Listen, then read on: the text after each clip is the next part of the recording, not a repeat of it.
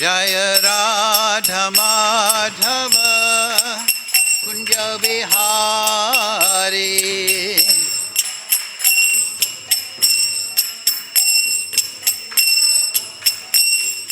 Gopi Jana Vallabha Girivaradhari.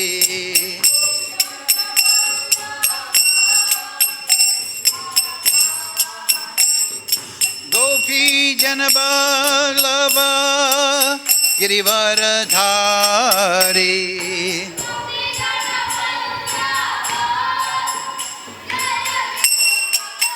Yasoda Nandana Braja Jana Ranjana.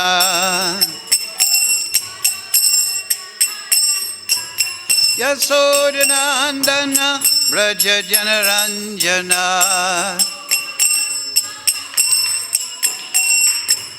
Yamuna Tira Vanachari.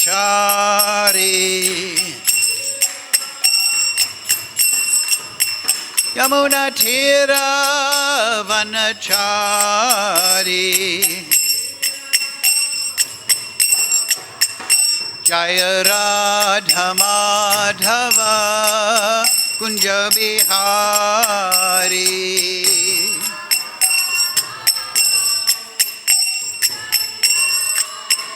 Jaya Radha Madhava Kunja Bihari.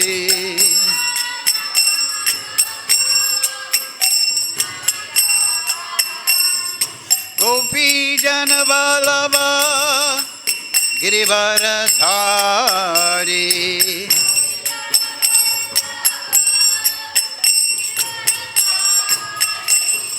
Gopi Jana Vallabha Girivaradhari.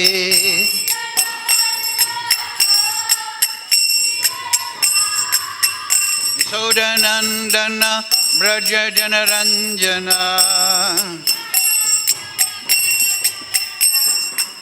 Yasoda Nandana Braja Jana Ranjana. Yamuna Tira Vanachari.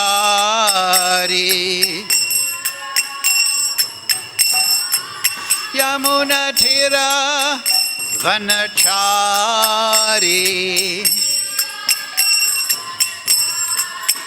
Jaya Radha Madhava Kunja Bihari.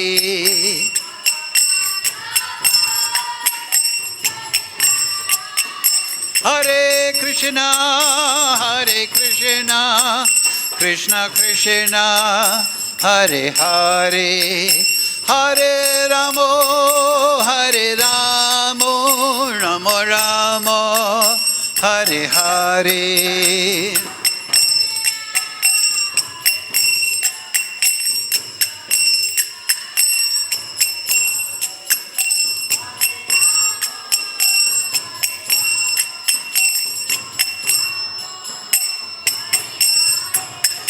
Hare Krishna, Hare Krishna, Krishna Krishna, Hare Hare, Hare Ramo, Hare Ramo, Ramo Ramo, Hare Hare.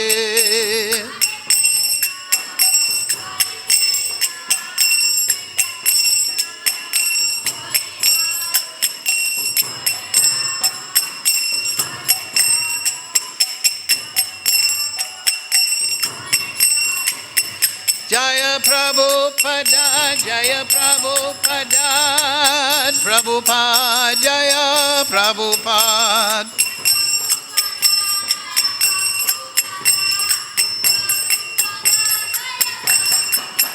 Prabhupada, Prabhupada, Prabhupada, Jaya Jaya Prabhupada.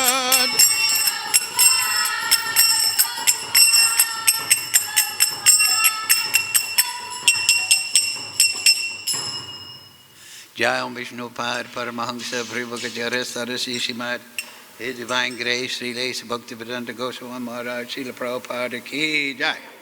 jñeyaṁ Viṣṇupād Paramahamsa Bhrivagadhara Her Divine Grace Srila Bhakti Siddhanta Goswami Maharaj Ki Jai, Sri Guru Parampara Ki Jai, Srimad Gita Upaniṣad Ki Jai, Vrindavan Dham Ki Jai, Puruṣottam Adhik Mas Ki Jai. All glories to the assembled devotees. All glories to the assembled devotees. All glories to Sri Sri Guru and Gauranga. Go Premananda. Hari Hari Bol. Om Namo Bhagavate Vasudevaya. Om Namo Bhagavate Vasudevaya. Om Namo Bhagavate Vasudevaya. All together, please.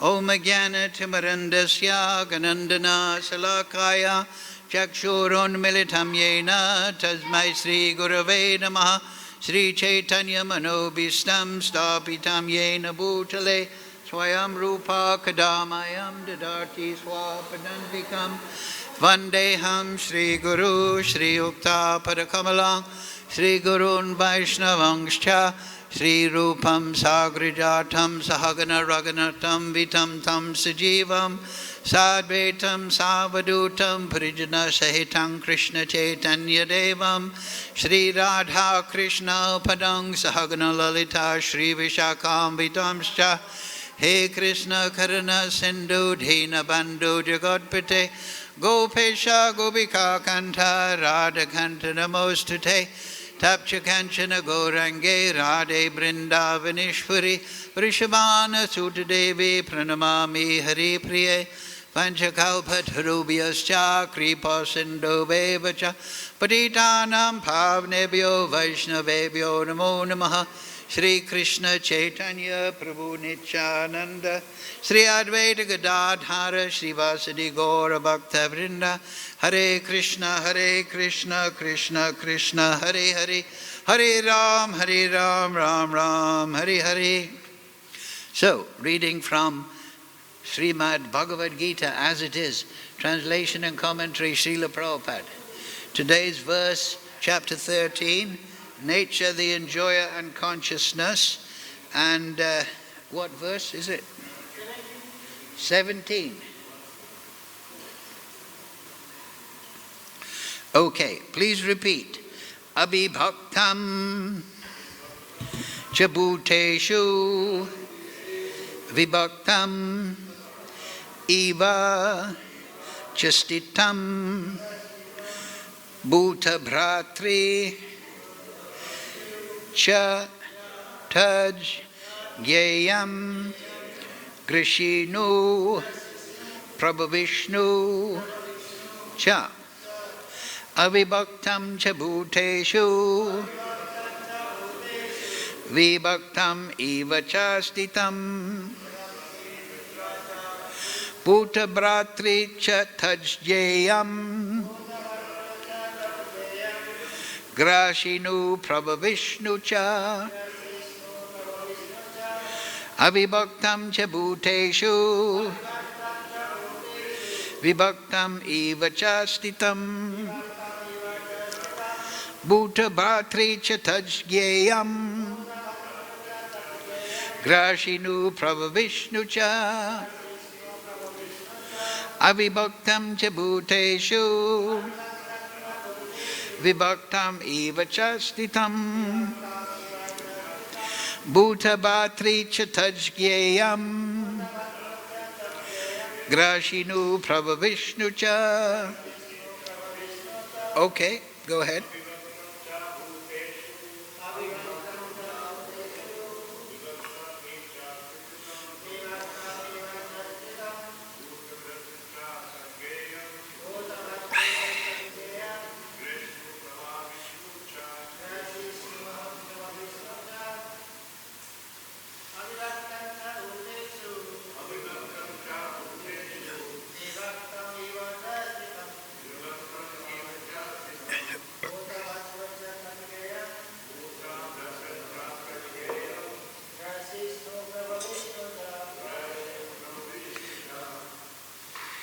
Okay, word for word, please repeat. avibhaktaṁ, without division. Cha, also, bhūteṣu, in all living beings. Vibhaktam, divided. Eva, as if. Cha, also. Sthitam, situated. Bhūta-bhartṛ, the maintainer of all living entities. Cha, also. Tat, that. Jñeyaṁ, to be understood. Grasiṣṇu, devouring. Prabhaviṣṇu, developing. Cha, also.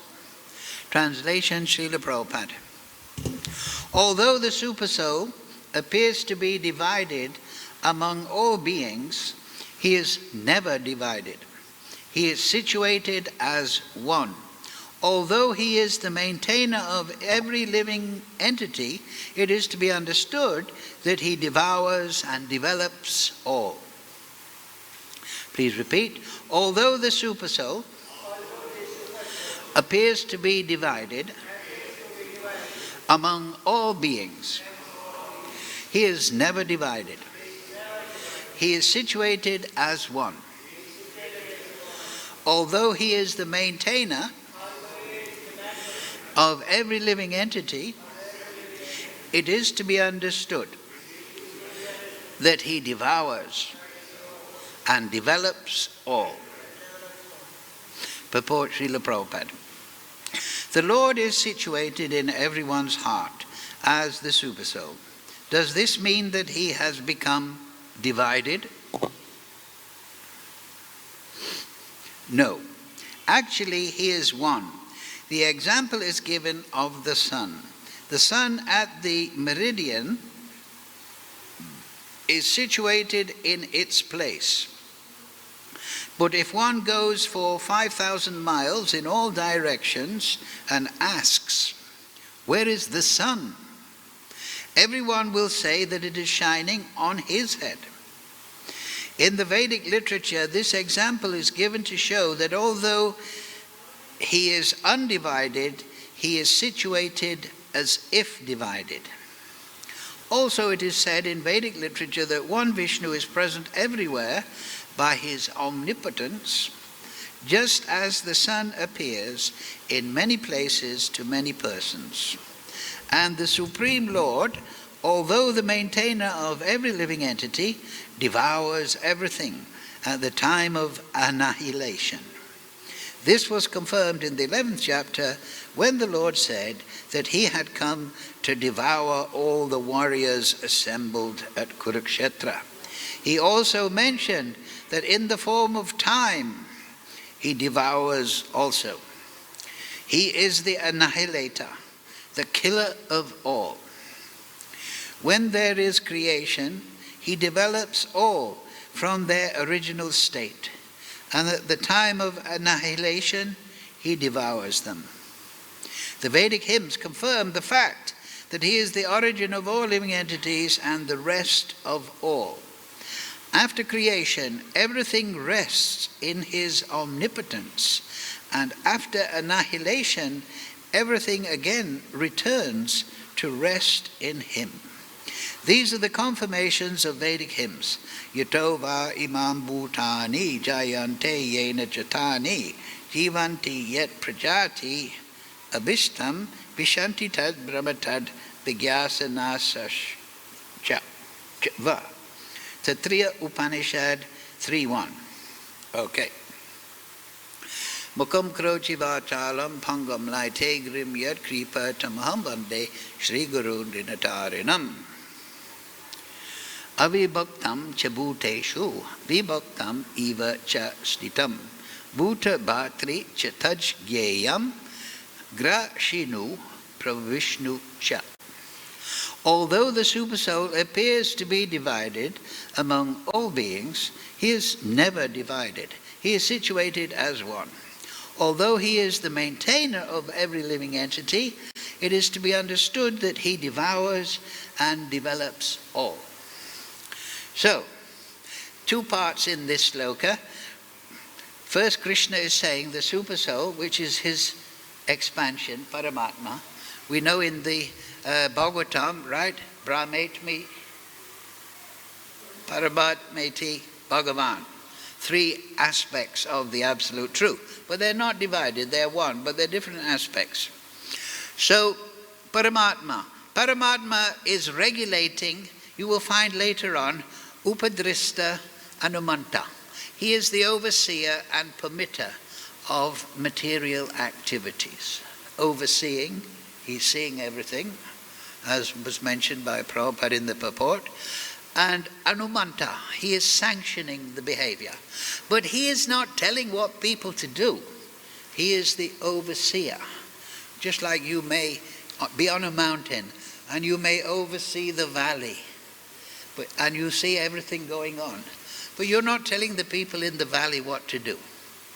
You may be facilitating, because you're Bhagavan, you may be giving them the ability to fulfill their desires, but you are acting as the wish-fulfilling tree. Eko yoda dadati kaman. That one Supreme Eternal is giving sanction, permission, and he is overseeing all the activities of the spirit souls in the material world. So, that is Krishna. In the material, there is no super soul in the spiritual world. It's not necessary there. Everyone is conducted by Yogamaya. In the material world, everyone is conducted by Mahamaya. Just like Kamsa in the prison cell. He came there. Oh, there's been a child born, I must go there. So Mahamaya appeared. So the non-devotees, they're engaged in the material energy by Mahamaya. And she is an expansion of Yogamaya. So Yogamaya took Krishna and Vasudeva to Vrindavan. They took the baby. So Yogamaya is that energy which gives connection to Krishna. Yoga. Yoga means connection, joint, addition. Whereas Mahamaya gives the sense of separation or forgetfulness from Krishna. In the material world, people are pursuing their ideas, forgetful of Krishna. Vasudeva Savamiti, Krishna is everything, but they don't want to know that. They want to be independent enjoyers. So, okay, Krishna facilitates that. He's the wish-fulfilling tree. You want to enjoy in the material world, do so. But you'll be under the law of karma. And that will be supervised by, ultimately, Paramatma, the demigods and Paramatma. There's one sloka.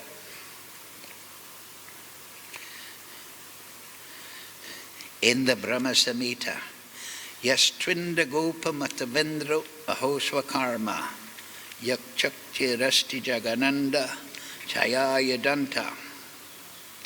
Yes, here it is.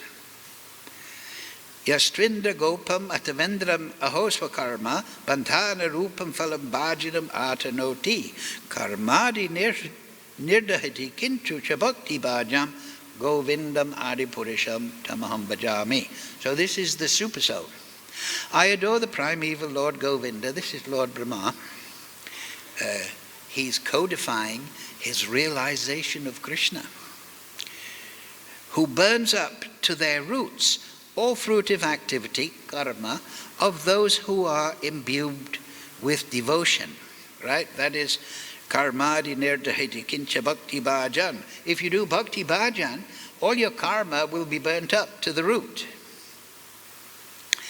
So those that are in the material world doing bhakti, they burn their karma.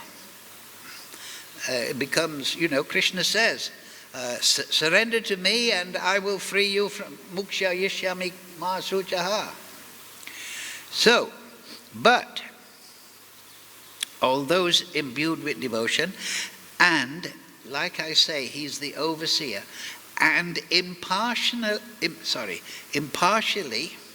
ordains, then Anumanta sanctions, impartially. He's samaham sava bhūteṣu, na dveshu, na priya. I don't hate anyone. I don't specially favor someone. I'm equal to all. So I'm impartial. Ordains for each the due enjoyment of the fruits of one's activities. So what we do, that's the basic idea of karma. As you sow, so you will reap. What you do, you will get the result. We can have a longer class about the details, but for now. Or of all those who walk in the path of work. That means karma. When you turn away, like we say, and you become independent enjoyer of the material energy, then you become under karma, action and reaction. You're no longer under the shelter of Krishna. Prabhupada gives the example that just like a man in the army, he may fighting and shooting people. Because he's under the government, he's not punished. But an independent person that gets a gun and goes around fighting and shooting, he becomes punished because he's independent. So this is material example, but if you act for Krishna, then you are not getting a material result because you're acting under Yogamaya. Your devotion is there. I'm doing this for you, Krishna. We'll talk about that in a minute. Of all those who walk in the path of work in accordance with the chain of their previously performed works. No less in the case of the tiny insect that bears the name of Indragopa than in that of Indra, the king of the devas. So he is giving Indra his result very impartially, very precisely, and very exactly, and in the same way that the soul in the body of a Indragopa, a germ, he's giving that soul the result. He's not saying, oh, Indra's a big man, so I'm going to be more careful with him. No. He's giving everyone in the material world impartial overseeing. Sutri mani gana ita. Everything rests upon me. So that is the business of the Supersoul. To do that. Krishna, he's in Golok. He's with Radharani. He's with the Astashaki. He's with the cowherd boys. He's having great Leela in Goloka Vrindavan. He deputes that to Paramatma. Okay. So, here, first part of today's sloka, although Supersoul appears to be divided among all beings, he is never divided. He is situated as one. So Prabhupada gives the perfect example in the Purport. Supersoul is one. He's not one Supersoul in your body, one Supersoul in your body, one Supersoul. He is one. And he gives the example that thousands of people, they are walking in the African savannah, and they all have the sun on their head. But the sun is one. So we all have the Supersoul in the heart, but not a different Supersoul everybody. It's one. Just like we're all under the sunlight, but the sun is one. So this is important because at the beginning, Arjuna asked, what is knowable? What is knowledge and what is knowable? You see? So this is the knowable. The Supersoul is the knowable. And the process of knowledge, Krishna has already given when he gave all these good qualities to be cultivated. Humility and truthfulness and meditation and charity and kindness, just previously. So now he's telling Arjuna how you must know the Supersoul. You can learn. You must know the Supersoul. Supersoul is also called Chaitya Guru. So Krishna appears to the sincere disciple externally as spiritual master, as Shastra, as acharyas and their writings, their commentary, but also Chaitya Guru, matak smriti jnanam apohanam cha. So the developed devotee, he gets message from Krishna. There's that verse, Yasya deve prabhaviṣṇu, Yasya deve tata guru, Taittirīya kahita yata prakashante mahatmana. If you are developed and you have full faith in Krishna and a bona fide guru, then everything will be revealed automatically. You're in yoga maya. Mahamaya means you're always in nescience, you're always in illusion, you're always in confusion about what is the real situation in this world, what is the real philosophy, what is the real understanding. But yoga maya, in the spiritual world, everyone is a great sage. The gopis are great sages. They're the greatest. The cowherd boys are great sages. Mother Yashoda is a great sage. Why? Because they are always in the light of transcendence. So they automatically understand everything. In the material world, everyone is, should I vote for him? Should I vote for him? Is this good? Is that bad? What should I do? We're always confused. Oh, I think I'll vote for this one. And then he steals all the money in the government and runs away to the Himalayas. Something like this. But in the spiritual world, everyone is enlightened. But they're all acting spontaneously in their spiritual form, their swarup.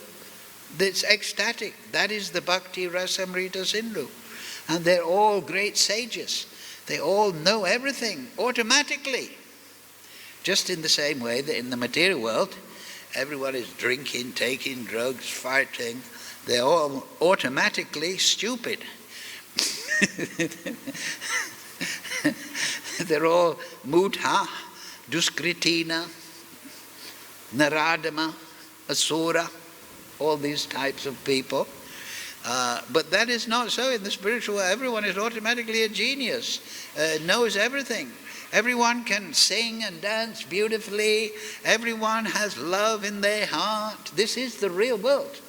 But when we come in the material world, we forget Krishna, our connection. We don't get yoga connection. We don't get yoga maya. We get Mahamaya. And we forget Krishna. And we think, oh, this is right, this is wrong. And, we write a fancy book. And it's all nonsense. So, that is not there for the devotee. The devotee, like Prabhupada, he's writing all these purports. Srila Bhaktisiddhanta writing fantastic essays. Bhakti Vinod Thakur writing fantastic books and poetry. Why? Because it's coming from the spiritual world. Veda Vyas, he's compiling the Vedas. He's writing the Mahabharata. He's accumulating the Puranas. He's doing these incredible literatures that are without comparison. This is the glory of Bharatvash. The Vedas. This is the home of the Vedas. This is the home of Veda Vyas. This is the home of Krishna. This is the home of Ramchandra. So from Badrinath down to Sri Lanka, this is the home of the Leela. This is the special quality in India, the Vedas. So they give all these wonderful realizations of the Supreme Lord and his devotees. And we want Krishna prema, right? So throughout the Vedic literatures you will find one very simple point. Krishna prema is engendered, that means created or developed, by hearing about Krishna. Just like, very kindly, you're hearing about Krishna. By hearing about Krishna, this wakes up your Krishna prema. Shravanadi sudachitte krideodaya. Is it very difficult? You can take a book home and you can hear about Krishna by reading. What you can do is, when you're reading, you can actually verbalize it in your brain. You understand? Just like I'm saying, although the Supersoul appears to be divided. In your mind you can think, you can read it, but you can also hear it, you can speak it in your mind. That's very powerful. Anyway, so Krishna is in the heart of everyone. He's situated as one. Now the second part, although he is the maintainer of every living entity, it is to be understood that he devours and develops all. So there's three things there, right? He's the maintainer, Viṣṇu. He's developing. That means he's creating their material property. That is the function of Lord Brahma, empowered by Krishna. And devours. That is Lord Shiva. Creation, maintenance, destruction. So he is supervising Lord Brahma. He is Viṣṇu. He's maintaining. Brahma is creating. And then Lord Shiva is doing, he's Nataraj, he's destroying. Why is he destroying? In the Bhagavad Gita, because he wants everyone to have a fresh start. All the great sages, you will see, they explain that in the Bhagavad Gita there's 5 topics. What are those 5 topics?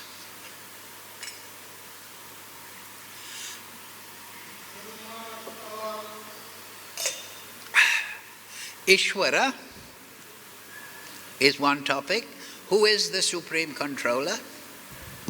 Then Jiva, that is discussed. He is eternal. Ishvara is eternal. Then Kala. Kala Shakti is embodied in Lord Shiva.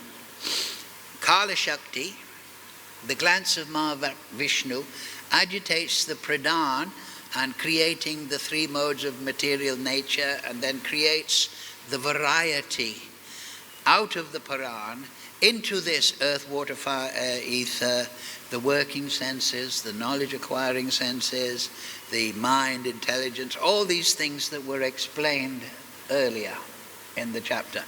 Because Krishna asked Arjuna, I want to know about Purusha Prakriti, I want to know about the field, the material body, and the knower of the field. So that's already, you can go back and study that again slowly. If you want more detail, you go to chapter 35 in the 3rd canto, the teaching of Kapil Dev to his mother Devahuti. All the detail is there. Not all the detail. So sometimes people, but this is the important point. Somebody may say, okay, the Kala Shakti agitates the pradhan and it creates the 3 modes. So somebody may say, well, how does that happen? You're saying it happens. Well, this is the important point. Always remember this. The important point is, it is the will of Krishna. That's called Achintya Shakti. Krishna decides, I'm going to make a material creation. I'll have 3 phases of time. I'll have the glance of Viṣṇu. It will make the pradhan, the causal ocean, break up in this way. And I'll have the working senses, and I'll have the... And that is his divine potency, as Prabhupada says here, his omnipotency. This is called Achintya Shakti. It is Achintya. Achintya means beyond the material mind. It is his unlimited potency. Why is there gravity? Why is the sun there? Why are there oceans? Why is it all happening like this? Ultimately, it is the divine will of Krishna, and Krishna is Purushottam. He's omnipotent, he's unlimited, he's Sarva Shakti, and he is just creating. That is his decision. And the details of how he does it, his methodology is given in the Vedas, given in the Bhagavatam, given through all the Puranas, and we can meditate upon that. But ultimately it is all happening because that's the way Krishna decides it to happen. Right? We have the 3 modes of material nature, goodness, passion, and ignorance. Right? Now, if Krishna wanted, he didn't in this case, he could have made the 4 modes of material nature. Instead of the Panchamahabhuta, earth, water, fire, air, ether, if Krishna had wanted, he could have made 6 But he didn't. He decided, I'll have 5, and I'll have 3 modes of material nature. Because he is omnipotent. That's what's called achintya.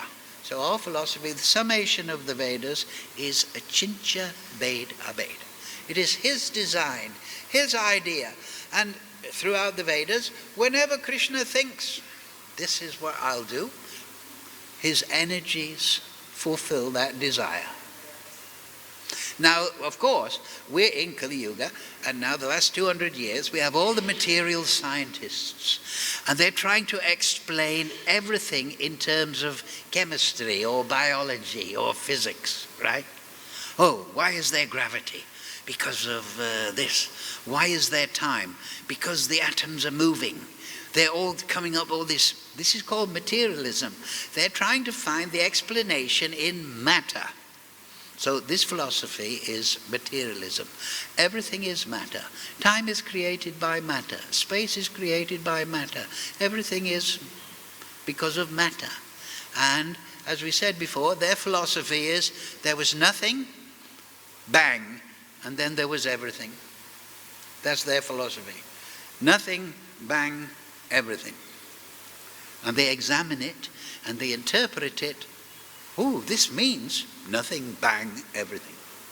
But the devotees come along and they look at everything and they say, oh, there's everything. There's design. That means there's a designer. And that designer is omnipotent. So atheism is really just an attitude problem. Krishna says, asurya bhavam. The demoniac people, bhavam ashrita, asura bhavam, they don't want to say it's created by God. They want to say it's created by matter. And matter has exploded from nothing, which is a crazy idea, right? How can you have nothing? Nothing doesn't exist by definition. Nothing, if you look in the dictionary, is the absence of anything. So there's nothing in nothing that can explode. But they will tell you and charge you $200,000 in the university. Well, we have worked it out mathematically that nothing has come from, that everything has come from nothing. And they give you 100 pages of mathematical formula. And then next week they'll say, well, actually we've had to adjust our idea. And then next week, another idea and another idea. But we are reading Bhagavad Gita 5,000 years. We don't have the demoniac mentality. We think, yes, Puruṣottam, Krishna, he's omnipotent, he's omnipresent, he's omnipotent, he can do anything, and he has created it. And things are as they are because that's the way he chose to do it. So, Ishvara, Jiva, Kala, and Kala is the agitating aspect. It agitates the pradhan. The pradhan is the emanation from the body of Mahavishnu within the causal ocean. And so the Kala Shakti agitates it. And then it develops, just like it says here. He develops everything through his potency, through the devatas. He is developing everything. They want to serve in that way. So one is serving as Brahma. Lord Shiva is a different category.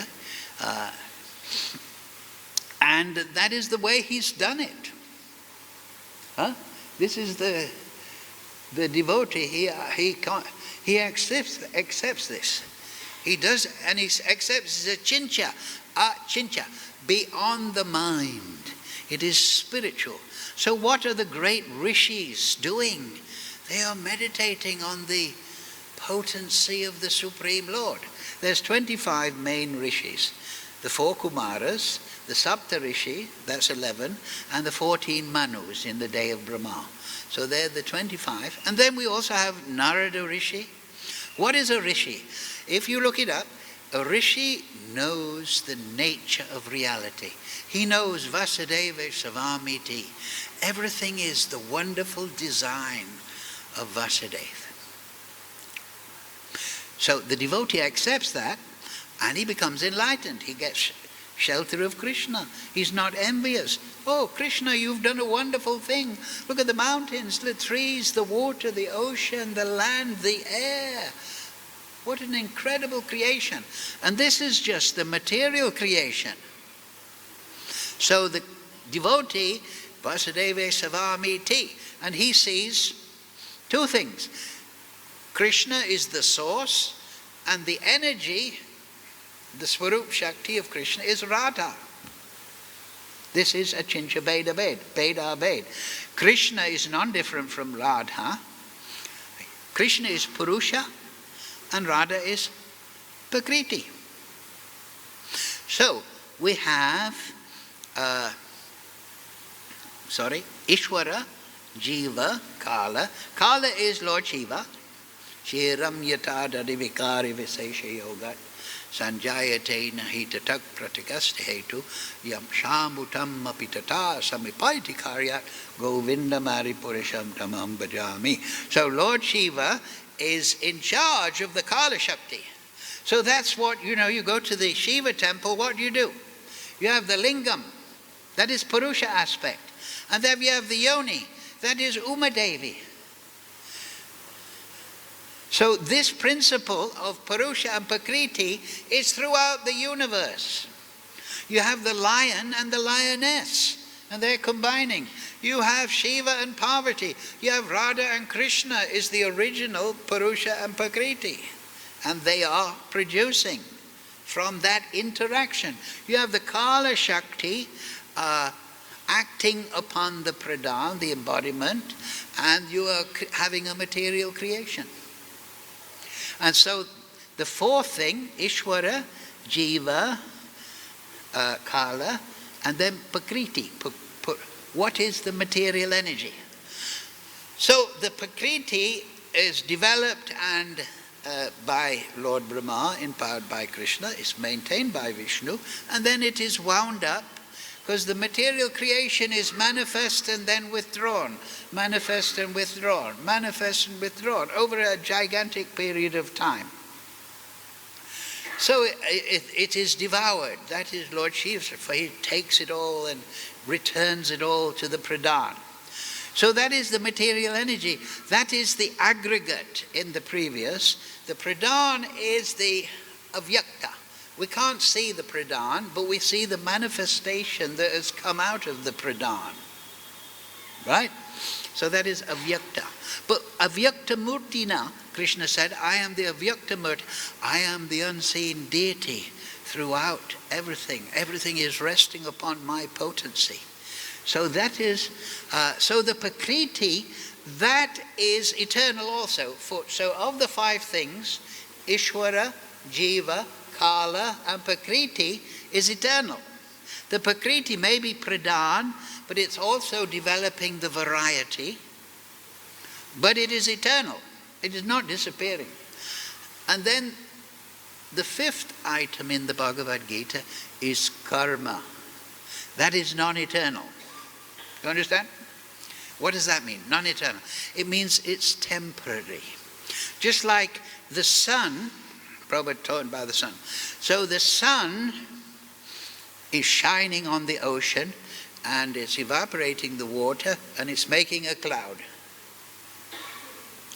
The ocean is going to the North Pole and it's cold there and it's making an iceberg. But the cloud will fade away, right? The cloud is now there and it will rain on the land. The water will come back to the ocean through the river. The iceberg, it's manifest at the North Pole, but it's going to melt. It may float away down to the tropics direction. And so the cloud or the iceberg, it's temporary. So that is karma. One person, like we just had here, karmadi nirhirdi chabakti bhajam, that we're performing karma. So in one life I become the king. And I love riding my horse. But I'm not going to be king eternally. I'm becoming the king because of my karma. I got some pious credits, so I get born in a high position and I become king. And I love riding the horses and chase the fox. Like that, I go fox hunting on my horse. Then one day, my karma fades away, like that cloud, like that melting iceberg, and I die. Just like in England, they had the Queen, right? She was 50 years the Queen, the longest monarch, right? So it faded away. She's no longer the Queen. So karma will give you something and then your karma will run out. So one day the king, he's riding the horse, and after he becomes old, he's lying in the bed, I'm dying, and he's thinking, oh, I love my horses. What does he become in his next life? Becomes a horse. Who will look after my horse? So he becomes a horse. This is making it very simple, of course. And so then the next king takes that horse from the stables and he rides the horse. So his karma made him a king, and then in the next life he becomes a horse. And the next king is beating him with the whip, just like he beat the horse. Maybe that horse became the new king. Who knows? So karma is like that. It's non-eternal. It is coming into being like a cloud and then melting away. It's like an iceberg from the ocean and it's going back. So this is Prakriti, nature, the enjoying consciousness. So the devotee knows this. Karma is, and Krishna says, we all have, it's called prabhaviṣṇu karma and aparabhaktaṁ. Prabhaviṣṇu karma means manifest. I am now manifest in this body. This is my manifest karma. But lying at seed, I have aparabhaktaṁ karma. A man marries a woman, and he's not very kind. He bullies the wife. So he's making aparabhaktaṁ karma. In the next life, she becomes the husband, and he is bullied by her. Right? She becomes the wife. So that's unmanifest karma. So Krishna is explaining, karmadi nirdahati kinchicha bhakti bhajam. I burn up all your karma. I liberate you. How? Bhakti bhajam. So, last week we talked about Uddhava Gita. Do you remember? And this is also called the Paramahamsa Samhita. So by Bhakti Bhajan, what is Bhakti Bhajan? So this is the 29th chapter of the Srimad Bhagavatam. And that is called Bhakti Yoga. And it is the instructions of Krishna to Uddhava. Because Krishna is ultimately the Guru. He was the big friend of, it's explained in the Shastra, that of the Yadavas, the Pandavas were the most devoted to Krishna. But even more devoted than the Pandavas was Queen Kunti. But even more devoted than Queen Kunti was Uddhava. He was the minister and friend, best friend in Dwarka. So Krishna sent Uddhava to Vrindavan with the message, I'm coming soon. And then Uddhava could see, I thought I was the devotee of Krishna, but now I see the Brijbasis, and they are in a trance of separation from Krishna.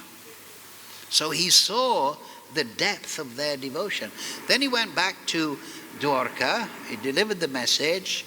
You know, there's the you are an unfaithful bumblebee, Radharani's. It's very wonderful in the 10th canto, Bhagavatam. So then Krishna instructed him, he'd shown him the great devotion of the Brijbasis, and then he said, now I'll tell you how to become Paramahamsa, how you can increase your devotion. Uddhava, you're my great devotee. There's no devotee. You're my best friend. You're my minister. But this is all Yogamaya. Just like it's Yogamaya, Krishna's instructing Arjuna. But now you listen. You listen. How you can become Paramahamsa. And this, so the Paramahamsa Gita, it's called, the section is about 10 chapters, where Krishna gives very highest instructions in 11th canto.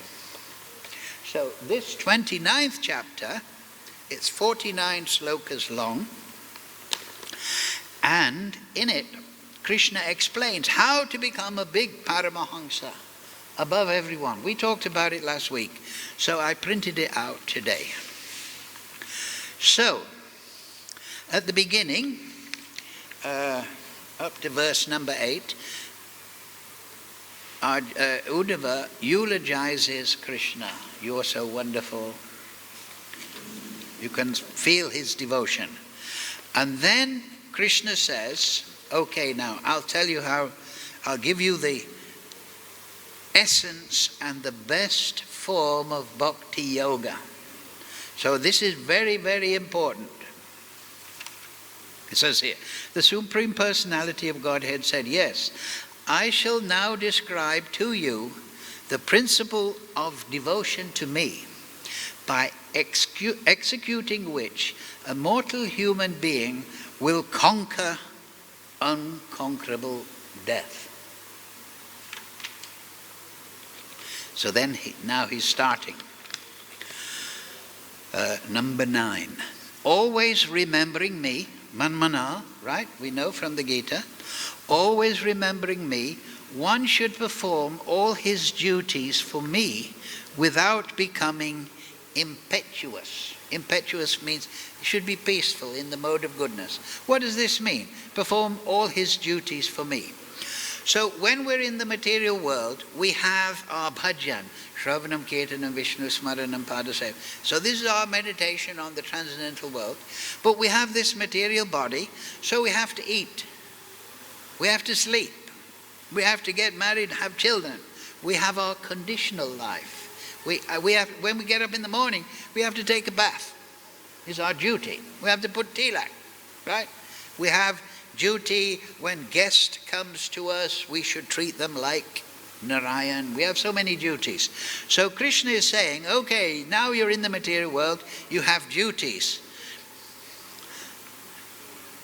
Always perform all those duties, all his duties for me. What does that mean? When the guest comes to your house and you give them some nice water and some namkin, you're doing it as an offering to the guest, but you're also doing it an offering to Krishna. You're getting up in the morning, having a bath, and you are doing it, the austerity, getting up and taking bath, and you're doing it as an offering to Krishna. You're cooking lunch, you have to have lunch, so you're doing all the activities as an offering to Krishna. Now, when you're taking bath, it's not directly Shravanam, Kirtanam, Viṣṇu, Smaranam, Padasevanam. It's not your sadhana, Navavida Bhakti, but it is your duties, your material duties to maintain the material body, to maintain your wife. You do it as an offering, you're looking after the wife, but you're doing it as an offering to Krishna. So this is it. This is the first thing that Krishna says. Always remembering me, one should perform all your duties for me without becoming impetuous. That means you should be in the mode of goodness. You should keep a good rhythm. Don't be like a madman. Just be steady and carry on. With mind and intelligence offered to me, right? We have to use our mind. We have to use our intelligence. What shall I do? I should do this. I should do that. Well, we offer that to Krishna, right? One should fix his mind in attraction to my devotional service. This is what Krishna says. So what does that mean? That means it's very simple to understand. We should think, I want to learn more about bhakti. I want to think, what is the best way to do things? How to be a bhakta? I should fix my mind in attraction to devotional service. This is what Krishna says. So that's the first. Now, number 10. One should take shelter of holy places. Right? We know that. There's 64 items of bhakti, Rupa Goswami has said. One is Mathura Vasya, right?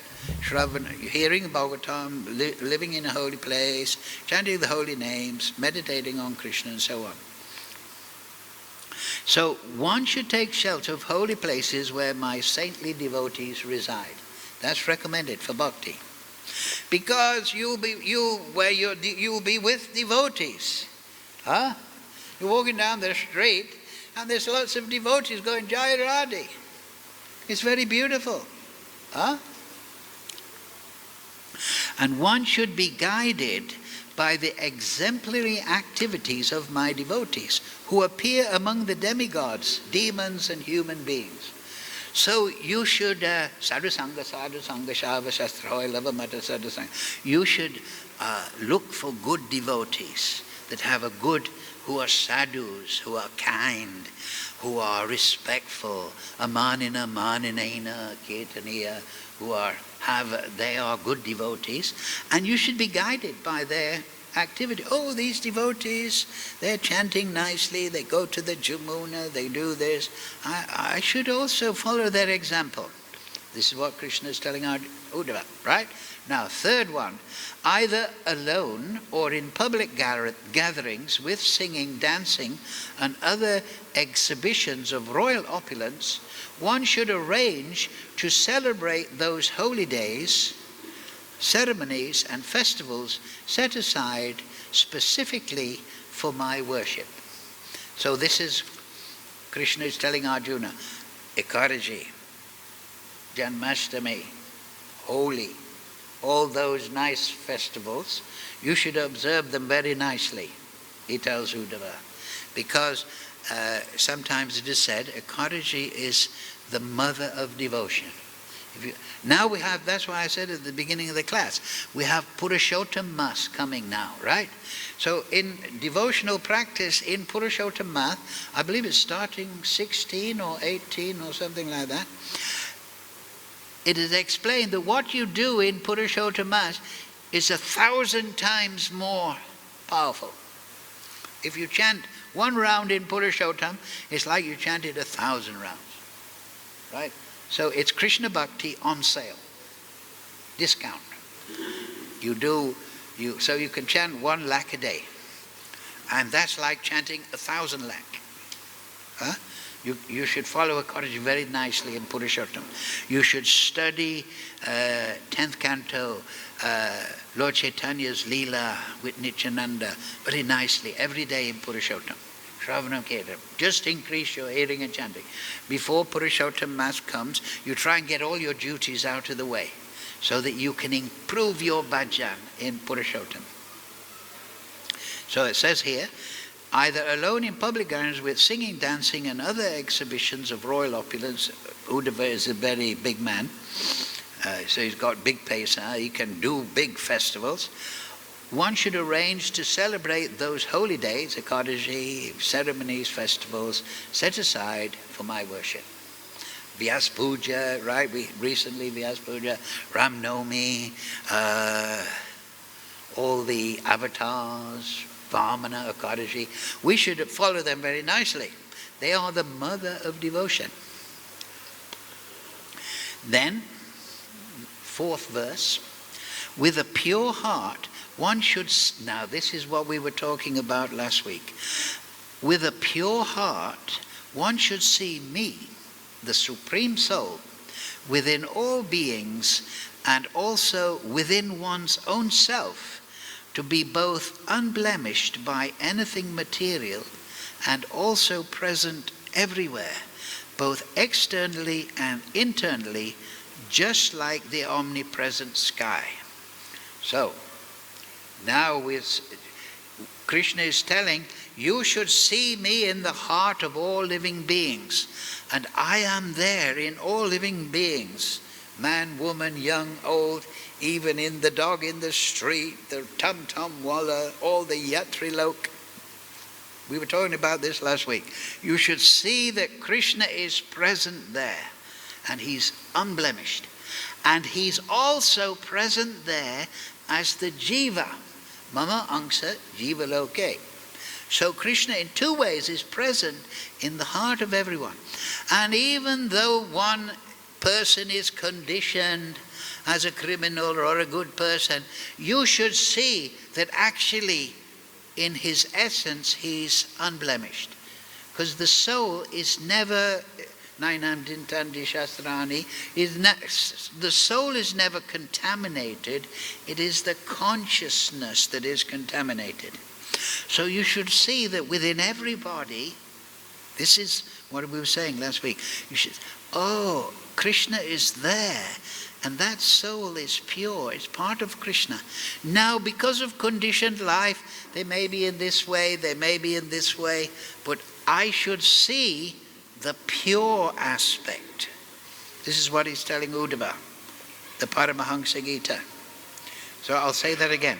With a pure heart, that means without matsarya, without lust, anger, greed, illusion, pride. With a pure heart, you should see everyone as having Krishna and their own soul in the heart. With a pure heart, one should see me, the Supreme Soul, within all beings, because today we're talking about Supersoul, right? So this is Supersoul. Within all beings, and also within oneself, to be both unblemished by anything material and present everywhere. The living entity is avibhaktaṁ. The living entities are everywhere. So you should see, oh, the living entities and Krishna, they are everywhere. This is the importance of siddhanta, both externally and internally, just like the omnipresent sky. Just like the sky, that means the akash. Space is everywhere, so Krishna is everywhere. Jagat avibhaktaṁ, it's the earlier chapter. That Krishna is avibhaktaṁ, he's not manifest, but he as a murti is everywhere. So Krishna is telling our Uddhava, this is your meditation. See me in the heart of all living beings as pure. And with a pure heart, not desiring or not in illusion, not with envy. Everyone is Krishna. This is the Paramahamsa Gita, remember this. So the Paramahamsa means no matsarya. That is the fault-finding attitude is destroying our Krishna consciousness. So Krishna says, with a pure heart. Next sloka. O brilliant Uddhava, one who thus views all living entities, all jiva shakti, with the idea that I am present within each of them. Now that's very interesting, because Krishna, sometimes we say Supersoul, soul, but actually Krishna is within the soul. It is said guha. Guha means the most secret inner place. So Krishna is within the soul of the jiva. This is you can do this when you meditate. Do pratyahara, withdraw from the external world, withdraw from the body, and then sit yourself in the soul. And then within your soul, go even deeper and look for Krishna within you. Krishna is within. Sutri mani gada iva. So this is what Krishna is explaining. I'll say it again. One who thus views all living entities with the idea that I am present within each of them. Every jiva has Krishna within. Sutri mani gana iva. So this is your meditation, Uddhava. You have to see that even that's a hog or the dog, but there's a soul there, and I'm there as Paramatma. And you have to see that soul, and you have to understand that I am within that soul. And who by taking shelter of this divine knowledge, this is divine knowledge. Krishna is within the soul. Sutri mani gana iva. And by taking of this, that's why I was saying last week, you have to know Siddhanta. By taking shelter of this divine knowledge, offers due respect to everyone, is considered actually wise. So we all want to be a sage, right? So the sage sees Krishna within everybody's soul, and he offers due respect. That means, according to the situation, especially the sadhu, the Vaishnava, the Paramahansa, he gives them special respect, but he sees everyone as Mama Angsa Jiva Loke. Then he's on the path. This is the path of the Paramahansa. Then he's actually wise. That means if he's not seeing this that way, what's the opposite of wise? He's foolish. He's seeing on the material plane. He's thinking, oh, I don't like this one. I like that person. I don't like that one. This is the Jew. He's not seeing like a sage. Pandita Samadashina. Such a man, a sadhaka, sees equal. Oh, look, here it is again. Sees equally the Brahmana and the outcast, the thief and the charitable promoter of Brahminical culture, the sun and the tiny sparks of fire, the gentle and the cruel. So he sees everyone, Pandita Samadashana. Suni chava swapake cha Pandita Samadashana. He says, oh, the soul is there in all living beings, and within that soul is Krishna. And they're all wonderful. And he becomes, what happens next? He becomes free of the disease of the soul, which is envy. Listen to this. Next sloka. For him who constantly meditates upon my presence within all persons, the bad tendency of rivalry, envy, and abusiveness, along with false ego, hankara, are very quickly destroyed. So we're all wondering how I can be free of the Maya Shakti, how I can become a sadhu, how I can become free of envy, how I can become free of angry. Srila Prabhupada is a sadhu. Bhakti Siddhanta, Bhakti Vinod Thakur, Madhavendra Puri, the 6 Goswamis, they're all sadhus. Why? Because they see Krishna within everyone. So you can become that way, and this is the method. You see Krishna within everyone.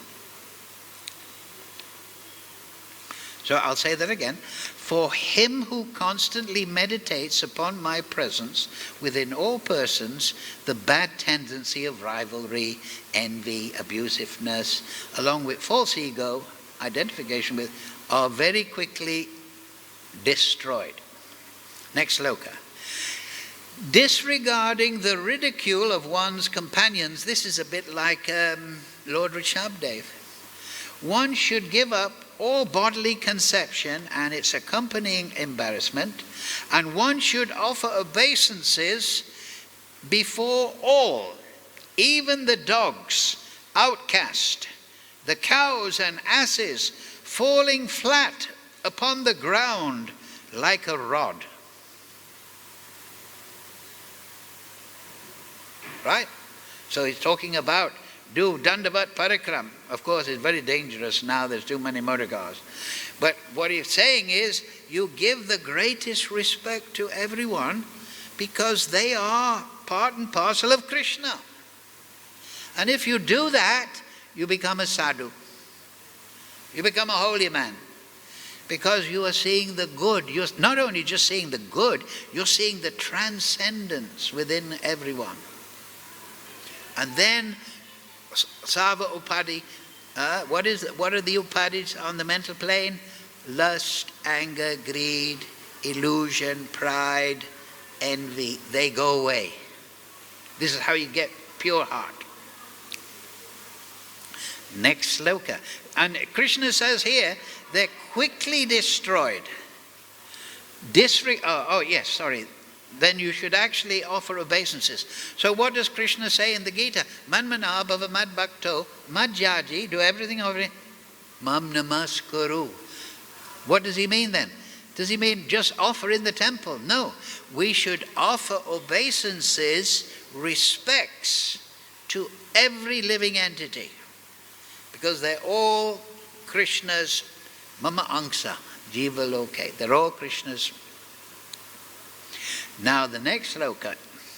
Until one has fully developed the ability to see me within all living beings, one must continue to worship me by this process with the activity of his speech, mind, and body. Right? There are three: speech, mind, and body. So until you see Krishna there, you must continue. This is your practice. You must continue doing this. This is your sadhana. This is the difference between Kanishtadikari and Madhyamadikari. Madhyamadikari has Siddhanta and he knows how to practice. And that practice is to give respect to everyone. We follow Shastra, Acharya and Guru, bona fide Guru, and we give respect to everyone. That is bhakti. So one must continue this practice of being respectful. Amadina maninena, Lord Chaitanya said, right? Give respect, but don't expect respect back. Give respect to everyone, and then be a sadhu. Now, next sloka. By such transcendental knowledge of the all-pervading personality of Godhead, one is able to see the absolute truth everywhere. Vasudeva Savamita Sa Mahatma Sadula. So you think, oh yes, I read the Gita. Vasudeva Savamiti. Very good, but I don't see it that way. This is how you begin to see it that way. By seeing all living entities as the part and parcel of Krishna and giving them respect, even falling flat on the ground. I remember when we first joined the temple in London, and we had a practice. The first 3 devotees we saw, we got up for Mangalarti, we would pay obeisances to the first 3 devotees that we saw. We weren't doing it to everyone, because you have to go to Mangalarti, but we were doing obeisances to 3 devotees, so this obeisances to Krishna within the soul, within the body of every living entity, this is the path of Paramahamsa. Right? Until what? So, I'll say that sloka again. By such transcendental knowledge of the all-pervading personality of Godhead, one is able to see the absolute truth everywhere. Freed thus from all doubts, one gives up fruitive activity. So then you become devotee. You don't think in a karmic way. You think, I'm serving Krishna. I'm respecting all living entities. I'm doing my chanting, my Shravanam Kirtanam. I'm offering everything to Krishna. Then you become Paramahamsa. This is the path of Paramahamsa.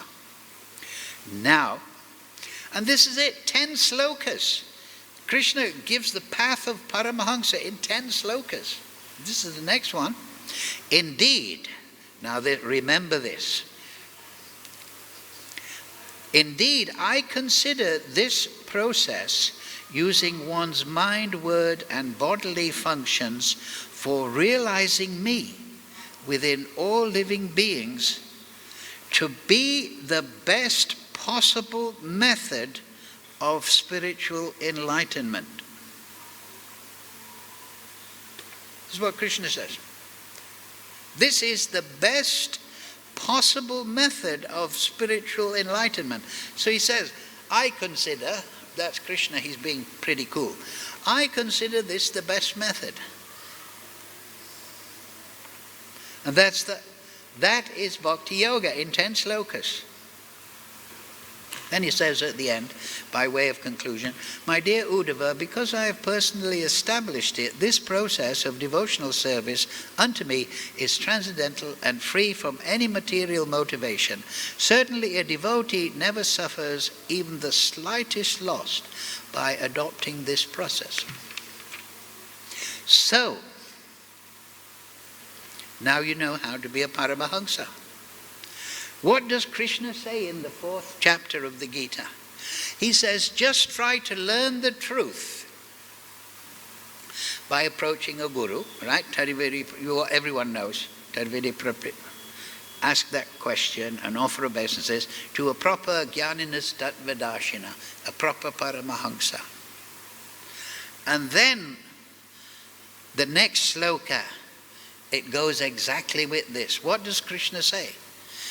Okay, you want to learn the truth, you go to a guru. And you ask questions, and you serve his instructions and guidance. So then he says, and when you have just learned the truth, what does he say? Does Krishna say, when you have learned the truth, you will know I am Purushottam, I am Ishvara Parama, I am omnipotent? No, it doesn't say that. He says, when you have just learned the truth, you will know that is what Lord, the devotees say. You are Purushottam, you are Param Dharma. They praise Krishna. But Krishna doesn't say that. When you know the truth, the absolute truth, what will you see? And when you have learned the truth by studying under Guru, Acharya and Shastra, what will you see? You will know that all living beings, all Jiva Shakti, are in me, are part of me, and are mine. Now just consider that. Krishna says, when you learn the truth, you will see the Jiva as belonging to me. He doesn't say, you will learn the truth and know I am Purushottam. Yes, of course, he is. He is Ishvara Parama. But no, he doesn't say that. He says it in such a humble way. He says, you will know what? You will know me in terms of the living entities. Now, what does Lord Rishabhdev tell his children?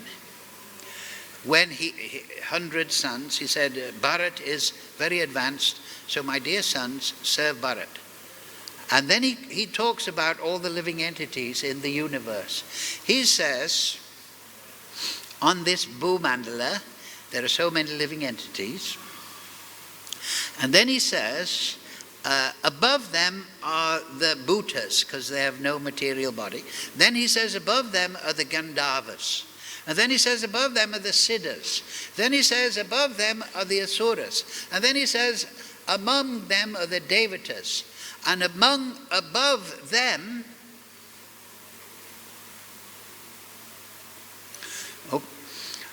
above the Devatas, Lord Shiva is supreme.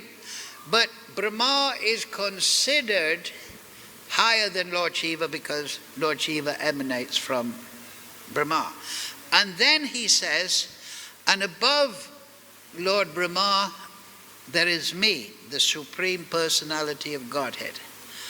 But then he says, but higher I consider the Brahmanas, that means those that have realized me, because I am inclined to the Brahmanas, the sadhus, I consider them the greatest of all. So again, Krishna is saying the absolute truth means to realize the living entities as his part and parcels. He doesn't say, I'm higher than Lord Shiva. Finish. No, he says, because I am inclined to the Brahmanas, they are the greatest of all. What is a Brahmana? Brahmana janati Brahman. They know the Brahman. Therefore, They are Brahmanas, not by this smarter Brahmin caste nonsense. They have realized the Supreme. So Krishna says the highest living entities are those who have realized Brahman. Of course, the devotees never, that is the humility, that is the bhava, that is the prema of Krishna. But the devotees, when they realize Krishna, Om Ishvara Parama Krishna Satchidananda Vigraha, so they glorify Krishna. But when Krishna glorifies the absolute truth, he says, the living entities, the Brahmanas, the pure devotees, they are greater than me. And there's that sloka in the Bhagavatam. What does it say? It says, jñeyaṁ, right? That the sadhu, they only have, the sadhus are my heart, Krishna says, and they only have me in their heart. I think it's in the Bhagavatam later. I know nobody but them, and they know no one but me. So now you understand, right? That Krishna is realized through his devotees. Krishna is realized through Dhruva Maharaj. Krishna is realized through Jad Bharat. Krishna is realized through the gopis. Krishna is realized through Baladev. Krishna is realized through his devotees. And so that is the path of the Paramahamsa. To see Krishna within every living entity, to offer respect, due respect to them all, and maintain that practice. Then all matsarya, all this lust, anger, greed goes. Because you are seeing the living, you know Siddhanta, and you are seeing Krishna there with all living entities. And like I say, I'll finish on this point. Sorry for going on too long. And this is just 10 slokas, number 9 to 19. Indeed, Krishna says, I consider this process, using one's mind, words, and bodily functions for realizing me within all jiva, to be the best possible method of spiritual enlightenment. The best possible. Hare Krishna, Krishna Krishna, Hare Hare, Hare Ram, Ram Ram, Hare Hare. So now, remember that. Purushottam Mass is coming. Increase your bhajan. Every day read the Shastra, Leela of Lord Chaitanya, Leela of Krishna, and see every living entity. Krishna is within the heart of every living entity. Even the monkeys, as they steal your glasses. See Krishna with this is the best possible. So spend Purushottam Mass in this idea. Jai, Srila Prabhupada Ki, Jai. Srimad Bhagavatam, Bhagavad Gita, Sadhu Sangha, Vrindavan Dham, Purushottam Mass Ki, Jai.